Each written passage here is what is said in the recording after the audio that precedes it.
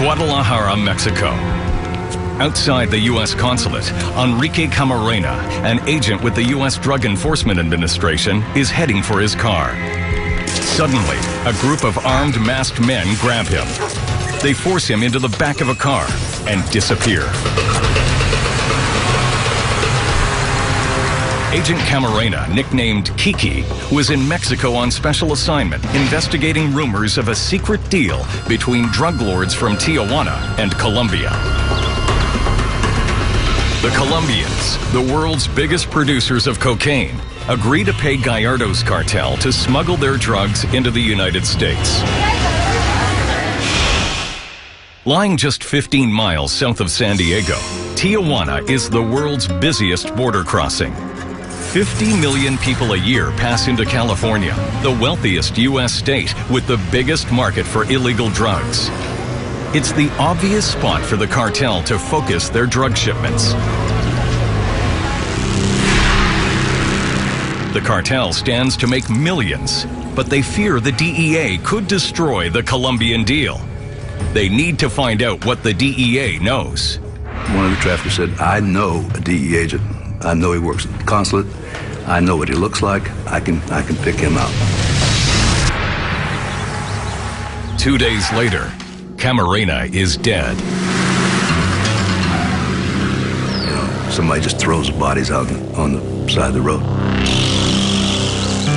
The brazen killing is a sign of the high stakes. Butch Etheridge is with a team of FBI agents dispatched to Mexico to investigate Camarena's murder. He was beaten pretty brutally. He suffered quite a bit. The final blow, we think, was a tire iron to his head.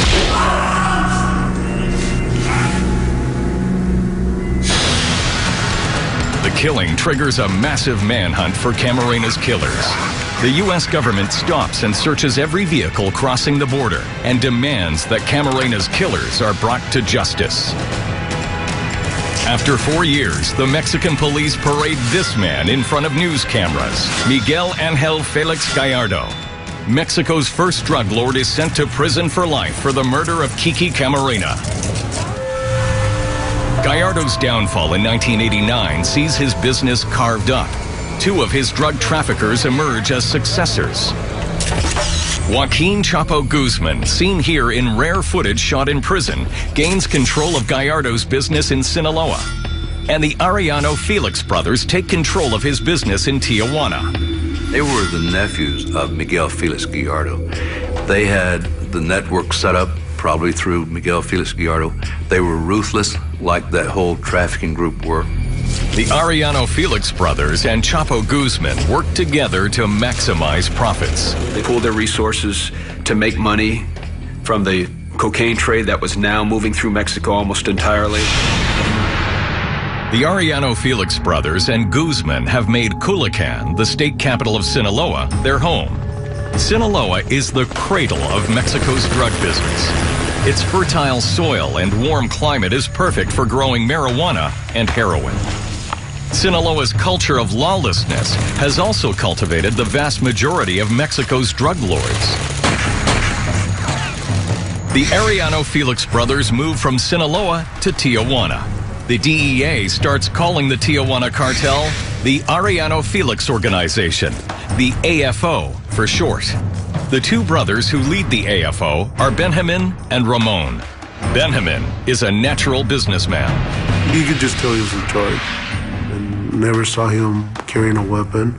He dressed with the suit like a businessman. Benjamin transforms the Tijuana drug trade by renegotiating the deal with the Colombians.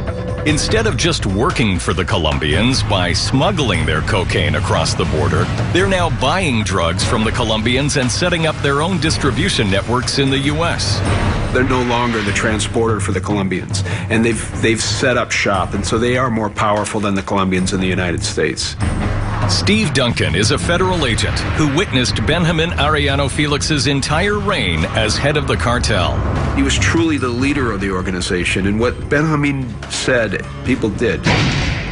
Benjamin was ruthless. If anybody got in his way, he was dead. While Benjamin transforms the Tijuana cartel's business, Ramon takes control of its security organization, revealing a gift for sociopathic violence. He was the person everybody feared in the other organizations. He was crazy and he was unpredictable. And if he was after you, he's very persistent, very aggressive, and he wouldn't stop until he killed you. Miguel, a former AFO smuggler, barely survives his first encounter with Ramon when he foolishly helps himself to Ramon's drink. The first time I met him, we were drinking on the bar, and I grabbed the bottle, start drinking.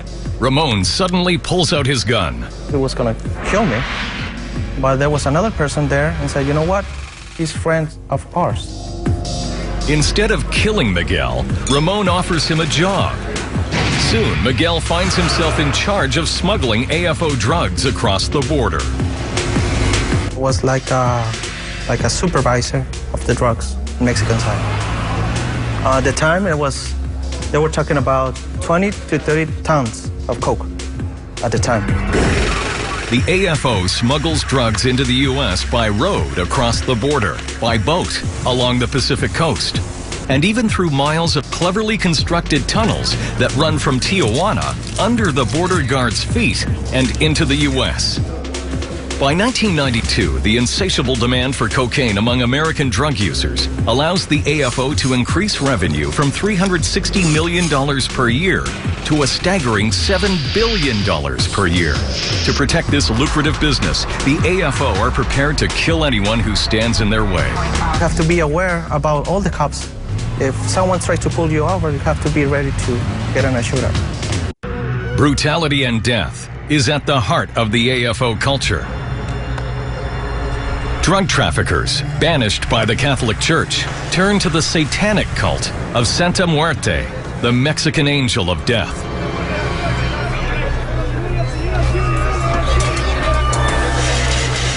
They show their devotion to Santa Muerte by emblazoning their bodies and guns with images of death.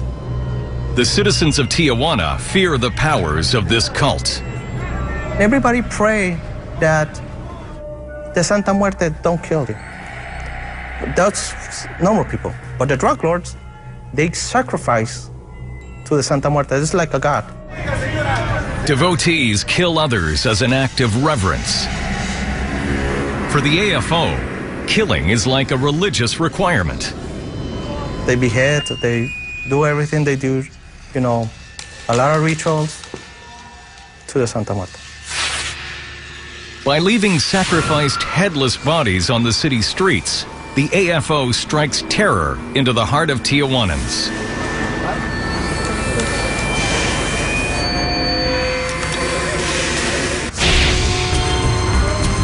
The cops are powerless to stop the AFO.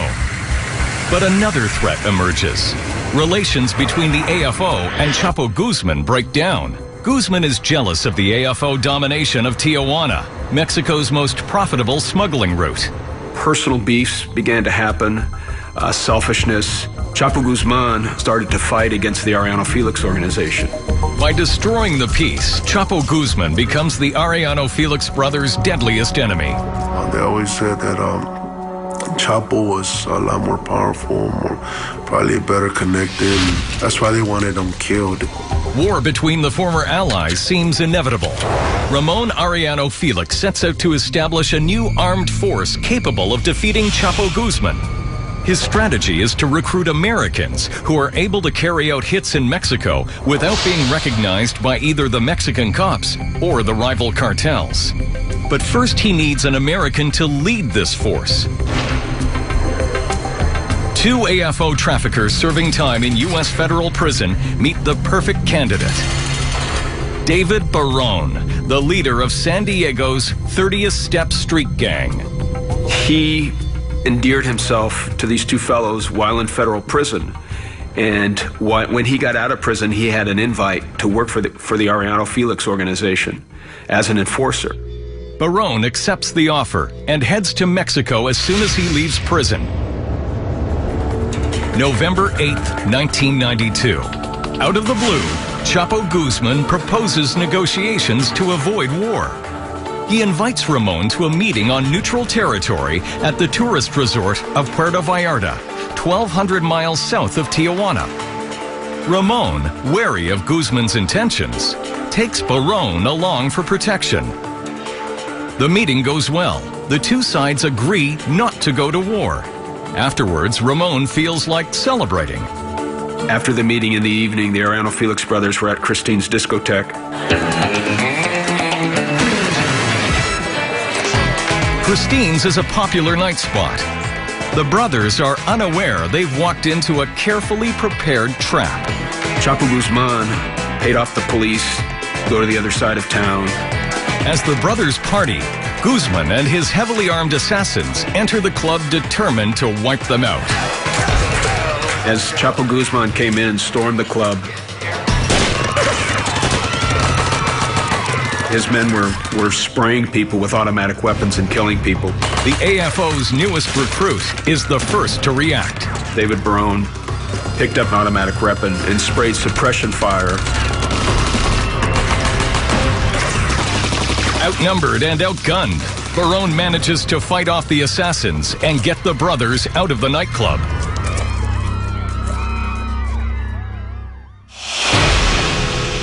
Barón's reputation within the AFO is sealed.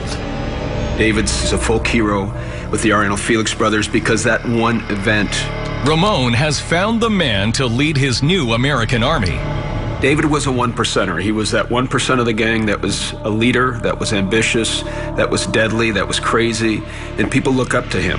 Ramon orders David Barón to travel to San Diego to recruit Americans. The timing couldn't have been better. The San Diego police have been busting Logan Heights gangbangers, and those not in prison are on the run, looking for a place to hide. Most of the sales and trafficking in the neighborhood stopped because of all these operations. I was on the run, and I was hoping to do something that wasn't gonna land me in prison. Approximately 40 members of the Logan Heights street gangs moved to Tijuana to escape American justice by joining the AFO. We went down south to Tijuana. Once we were there, we were told that we're being recruited to be a security for someone very important in Tijuana. The U.S. gang members are put up in middle-class areas. The houses were elegant, nice homes in suburbs, Tijuana. The Americans are trained in the use of high-caliber weapons by Ramon. Ramon is a big showboat where he always offered to take a group out to a ranch and go train. We had boxes of ammo, all in big wooden crates, and it was just as much as you wanted to shoot. The AFO's state-of-the-art weapons are purchased from gun dealers in the U.S. Allá le venden armas tranquilamente a cualquier persona, ¿no? Entonces todo el armamento que hemos asegurado nosotros aquí en Tijuana, todo viene de Estados Unidos. January 1993. Ramon's American troops are trained and equipped, ready to go to work. Their first job is securing the AFO's home base, the streets of Tijuana, searching for AFO's enemies. I would say, hey guys, check out that red car, keep an eye on them, pull the vehicle over, because our vehicles were rigged up with sirens and just like federal agents. We wore bulletproof vests, we had handcuffs. I mean, we looked like military federal agents. Dressed and equipped as federal agents, the AFO roam the streets of Tijuana at will. Pull a car over and I jump out and pull them out and frisk them, make sure that they had no weapons. There was a time they found a weapon on somebody. They took them away, to interrogate them. May 1993, 8 months after the disco ambush in Puerto Vallarta, Ramon Arellano-Félix is ready to take revenge against Chapo Guzman. Ramon assembles a hit team from his new recruits.